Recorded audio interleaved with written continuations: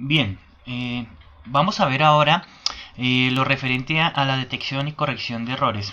Es muy posible que en la transmisión de datos en una red se puedan presentar errores en lo que el emisor, o mejor, el receptor ha recibido con respecto a lo que ha enviado al emisor, ya que en algunos casos se pueden corromper los datos en el camino. Entonces, los sistemas de comunicación deben tener mecanismos para detectar y corregir errores que alteren los datos recibidos debido a múltiples factores que se presentan en la transmisión. Una vez se encuentra el error, lo que se puede hacer es solicitar que se envíe nuevamente el mensaje o corregirlo automáticamente. Esta corrección se realiza en la capa de enlace del nivel del modelo OSI.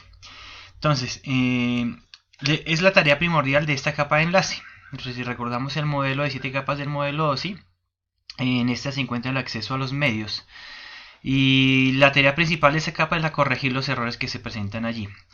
En esta capa se ubican los bridge y switch, los protocolos utilizados en el HDLC, que es el control de enlace de datos de alto nivel, y el ELC, control de enlace lógico. Entonces aquí lo importante es tener claro que es aquí donde se realiza el proceso de corrección, identificación y corrección de errores.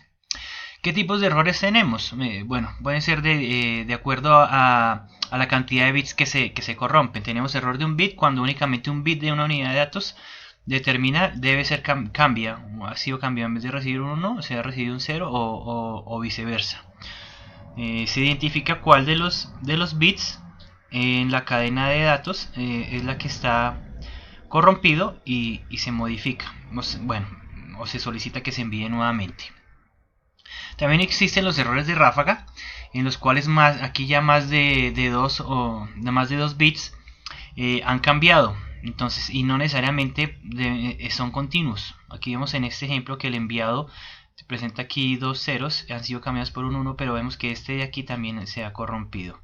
Entonces es un error que se puede presentar más en transmisiones en serie y donde la duración del ruido, por ejemplo, normalmente mayor que la duración de un bit, por lo que afectará a un conjunto de bits. Y el número de bits afectados depende de la tasa de datos de la duración del ruido, ¿vale? Entonces es un ruido que es un error que puede ser un poco más complicado de corregir. ¿Cómo se detectan los errores? Una de las técnicas que se utiliza es agregar redundancia. Esta consiste en enviar 2 veces cada unidad de datos, de forma que el dispositivo receptor pueda hacer una comparación vida a vida entre ambos datos y detectar si ha cambiado errores para corregirlos. Esta técnica es muy exacta, pero enlentece un poco la transmisión, ya que tengo que enviarla 2 veces. El concepto es aplicable añadiendo al flujo de datos un grupo pequeño de bits al final de cada unidad. Siendo estos bits redundantes con una parte de la información, esos bits redundantes se descartan una vez comprobada la integridad de la transmisión. O sea, si están iguales, se descarta que haya algún error. Luego, existen otros tipos de comprobación, ¿vale? 4 tipos de comprobación de redundancia, de acuerdo a la redundancia de lo que decíamos anteriormente. Verificación de redundancia vertical, también conocida como verificación de paridad, que es una de las más utilizadas.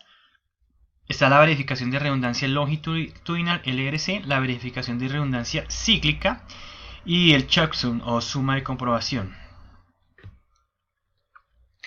La primera se refería a... es un mecanismo, es de los más económicos.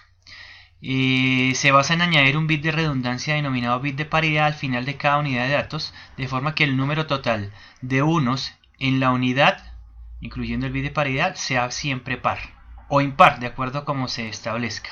En el caso de la verificación de paridad impar, de acuerdo a lo que se establezca, se agrega un 1 o un 0 para determinar su paridad. El LRC de redundancia longitudinal, en esta los bloques de bits se organizan en forma de tabla, filas y columnas. Se calcula un bit de paridad para cada columna y una nueva fila de bits que serían los bits de paridad de todo el bloque. Y se añaden los bits de paridad al dato y se envían al receptor. Aquí vemos que ya está la misma secuencia, pero con los bits de paridad que se han encontrado aquí.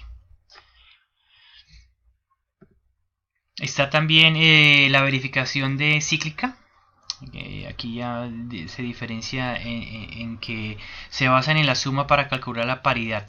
La técnica CRS se basa en la división, en una división binaria. En esta técnica se añaden bits redundantes también en la unidad de datos de forma que todo el conjunto sea divisible exactamente por un número binario determinado. En el destino los datos recibidos son divididos y por ese mismo número, si en ese caso no hay resto de la operación, el dato es aceptado, o sea que está perfecto. Si aparece un resto de la división, el dato se entendería que se ha corrompido y se rechazará, pero no hemos identificado aún cuál de ellos es el que está erróneo, ¿no? Apenas he identificado el error.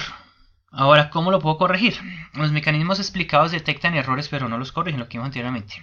Esta corrección se puede conseguir mediante dos formas. Una era la que decíamos, que se solicita que se envíe nuevamente a la unidad de datos, o utilizar un algoritmo que me permita identificar cuál es ese error, y como son códigos binarios, simplemente habría que cambiar ya sea un 0 por un 1 o un 1 por un 0. Podemos hacer errores de un bit identificando cuál es el bit, lo que estamos diciendo, cuál es el bit erróneo, ¿sí? De acuerdo a la redundancia, a los bits de paridad, e intercambiándolo. Para calcular el número de bits de redundancia es necesario corregir un número de bits de datos m, y es necesario encontrar la relación entre el m, que son los datos, y r, que sería la redundancia. Y así puedo identificarlos para cambiarlo. Entonces, ahora sí vamos a ver uno de los códigos más utilizados para hacer la detección y corrección de errores, que es el código Hamming. La palabra de código se conforma por los bits de comprobación y los bits de información, o sea, los datos que voy a enviar más unos bits de comprobación que debo agregar. Entonces, ¿cómo funciona el código Hamming? Existe una nomenclatura de bits totales, el número de bits totales y el número de bits de información. Por ejemplo, de los bits que voy a enviar, los bits totales son 11, pero de ellos solamente 7 son los que me tienen la información que deseo que me llegue al receptor. Entonces estos 4 adicionales podrían llamarse de redundancia, pero son los que se conforman la paridad. Las posiciones de potencia de 2 dentro del conjunto de datos son los bits de paridad. Por ejemplo, aquí serían el 2 a la 0, los bits de paridad P1, P2, P3, aquí sería la paridad 4, y así sucesivamente. Entonces aquí están identificados cuáles son los de paridad. Sería el primero, P1, el segundo, P2, el cuarto, que es el de aquí, el octavo, que es el de aquí, y los demás son los bits de datos. Entonces, si deseo enviar este dato, debo seguir los siguientes, los datos que voy a enviar: 1, 2, 3, 4, 5, 6, 7. Voy a agregar los bits de paridad antes de enviarlos. Entonces, ¿qué hago? Primero, rellenar las posiciones de datos. ¿Vale? Entonces, ubico, como son datos, ya dije que son los datos, ubico donde está la letra D, que son los datos. 0, 1, 0, 1, 0, 0, 1. Ahí están los datos que voy a enviar. Y los demás son los bits de paridad. Tengo que definir qué voy a colocar ahí. Calcularlos. Vamos a calcular los bits de paridad comenzando con el bit menos significativo, de aquí para allá. Trabajamos con paridad par. Se completa en la columna de paridad si es necesario un 1 o un 0. Entonces, voy a mirar el bit de paridad. En este caso, voy a bajar de 1, ¿sí? Voy a bajar de 2, voy a bajar de 4 y voy a bajar de 5. ¿Por qué? Porque estoy iniciando con el bit menos significativo.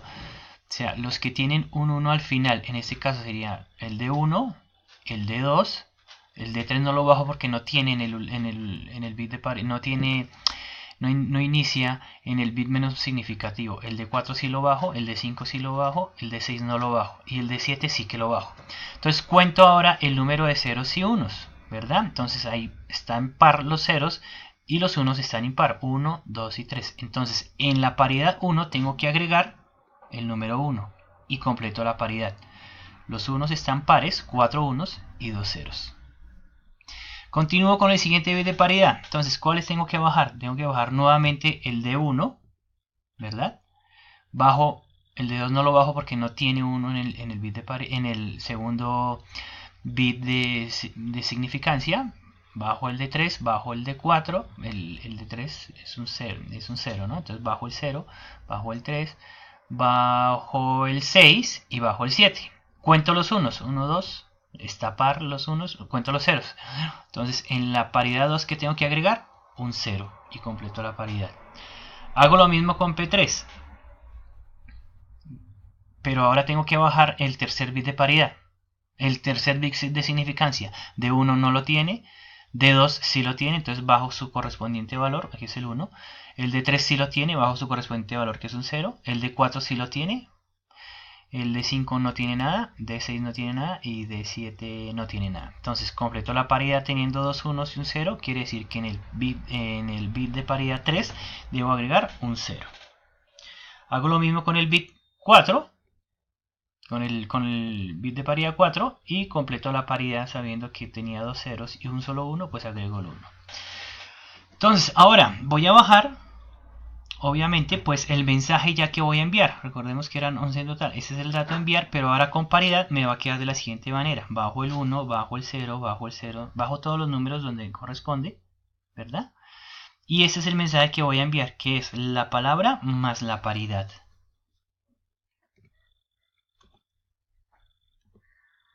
¿De acuerdo? Entonces ese es el mensaje que se envía. Les dejo aquí estos dos ejercicios, que es una palabra de datos. De cómo se encontró el mensaje enviado. Entonces hay que completar la tabla. Hay una palabra de datos y cuál fue el mensaje enviado. Luego hay otra palabra de datos y cuál fue el mensaje enviado. Entonces es para completarlo haciendo la tabla anterior. Ahí están las respuestas, pero es haciendo esta tabla. Llegar a ese mismo resultado que aparece aquí. Bueno, eso es para detectar el error, pero ¿cómo lo corrijo? Entonces vamos a suponer que la palabra almacenada es esta, o sea, la que me ha llegado es esta, que la que espero que la enviada es esta, pero me ha llegado una con error. Vemos que el último número es el error. Entonces, ¿cómo hago para comprobar el error? Para identificarlo. Entonces, voy a marcar en rojo está el error identificado. Escribo la palabra almacenada, ¿verdad? Los datos, el flujo de datos, y recalculo la paridad. Hago el mismo ejercicio de antes. Identifico los bits menos significativos, los bajo y completo la paridad. Completo la paridad en cada uno de ellos. Bajo el segundo bit y completo la paridad con lo que corresponde. Bajo el siguiente bit, el mismo ejercicio que hice anteriormente, y completo la paridad. Veo ahora que entonces al bajar, al tener ya todas las paridades, ¿cierto? Partí del almacenado y solamente tomé los datos. El cálculo de paridad que me da. Entonces el P1, el que se halló fue 0. P2 es 1, lo pongo aquí. P3 es 0, lo pongo aquí. Y P4 es 0. Esta es la paridad que he encontrado. Y la comparo con la paridad almacenada. Recordemos que aquí podemos identificar que el P1 es 1, el P2 es 0, el P3 es este de aquí 4. Y comparo. Observo que la paridad que almacenada, la que tenía aquí y la que acabo de calcular ha variado. ¿Vale? Entonces, la comprobación en qué consiste. Cuando están iguales, se coloca un OK, que está igual. Y cuando están erróneas, se coloca un 1. Cuando están diferentes, mejor. Entonces, esto es un 1, esto es un 1, esto es un 0 y esto es un 1. ¿Vale? Entonces, veo qué número es este. Comprobando la paridad, veo que el número de abajo hacia arriba, 1, 0, 1, 1, representa en decimal el número 11. Cuento 1, 2, 3, 4, 5, 6, 7, 8, 9, 10 y 11. Efectivamente, el número 11 está corrompido. Al reemplazarlo, que como ya está como sé que este es el corrompido, lo que tengo que hacer ahora es modificarlo, cambiarlo por un 0 a un 1, ¿verdad? E identifico finalmente cuáles son los datos que he hecho. Esa es la manera que el código Hamming puede detectar los errores y corregirlos, ¿no? Aquí no solamente lo he identificado, sino que lo corrijo. La ventaja es que como son binarios, es simplemente reemplazar un 0 por un 1.